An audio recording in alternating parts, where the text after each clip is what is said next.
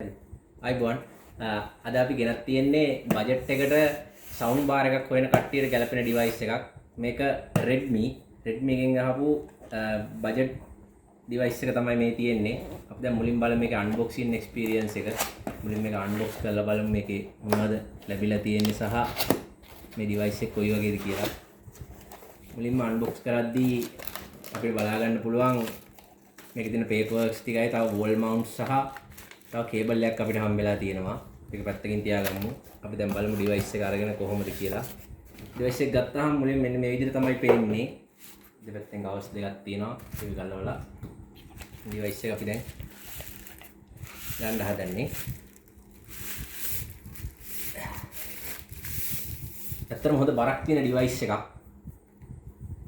කියනවා නම් මේකේ තියෙනවා ඔඩියෝ අවුට් එකකුයි 3.5 ජැක් එක සහ පවර් ඇඩැප්ටර් එකේ පවර් ඇඩැප්ටර් මේකට ෆික්ස් කරලාමයි එන්නේ. ඒ වගේම මේකේ කන්ට්‍රෝලර්ස් ටික තියෙන්නේ මේ පැත්තේ.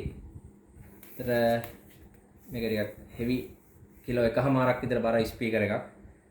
එහෙමනම් අපි මේක කනෙක්ට් කරලා බලලම නැවත හමු වෙමු.